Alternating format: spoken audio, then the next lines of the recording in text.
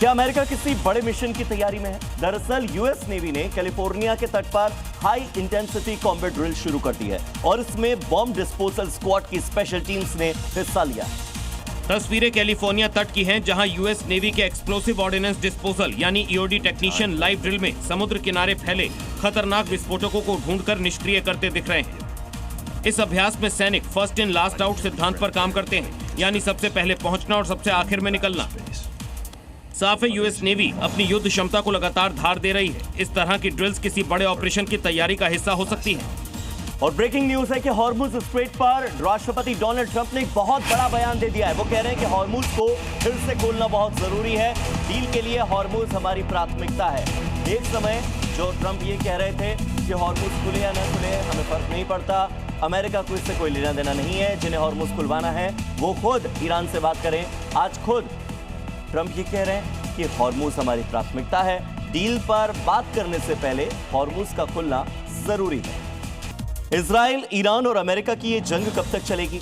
क्या ट्रंप समझौता करेंगे या फिर ईरान पर हमले जारी रखेंगे? दुनिया में सबसे बड़ा सवाल यही है, क्योंकि जंग की वजह से ग्लोबल संकट पैदा हो रहा है। कई देश प्रभावित हो रहे हैं, लेकिन ट्रंप ने जंग रोकने पर क्या कहा है, आइए आपको वो सुनाते हैं। इसके साथ ही ट्रंप ने प्रेस कॉन्फ्रेंस में भी ईरान को एक रात में खत्म करने की धमकी दी है। साथ ही ये भी कहा है कि जरूरत पड़ी तो ईरान को खत्म करने वाली कार्रवाई कल रात भी हो सकती है।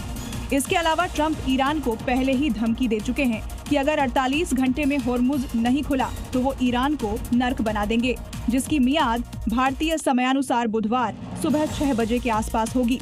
उसके बाद देखना होगा कि ट्रंप जंग में और क्या क्या करते हैं। बात कर लेते हैं अमेरिकी राष्ट्रपति डोनाल्ड ट्रंप के एक और नए बयान की। ईरान के लोग आजादी चाहते हैं, ये दावा है राष्ट्रपति ट्रंप का। वो हिंसक दुनिया में रह रहे हैं, विरोध पर गोली मार दी जाती है ईरान में लोगों को।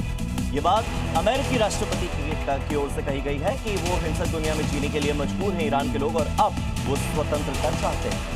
इधर इजराइल लगातार ईरान के सैन्य ठिकानों और जो बेसिस हैं उन्हें निशाना बना रहा है, उन पर हमले कर रहा है। ताजा हमलों में इजराइल ने बुशहर में अटैक किया, जिसमें भारी तबाही का मंजर देखने को मिला। तस्वीरें ईरान के बुशहर शहर की हैं, जहां इजराइल ने स्ट्राइक की है। हमले के बाद आसमान में आग और धुएं के गुबार तबाही की गवाही दे रहे हैं। हमले से पूरा इलाका दहल उठा। न्यूक्लियर सिटी में मिसाइल अटैक ने पूरे गल्फ को चिंता में डाल दिया है। ईरानी विदेश मंत्री अब्बास अरागची ने चेतावनी दी कि ईरान के न्यूक्लियर प्लांट पर हमले रेडिएशन की वजह बन सकते हैं। बुशहर में वर्तमान में चल रहे रिएक्टर में रूस से मिले 4.5% तक एनरिच यूरेनियम का इस्तेमाल होता है। सऊदी अरब की माने तो बुशहर प्लांट में करीब 282 टन न्यूक्लियर मटेरियल मौजूद है।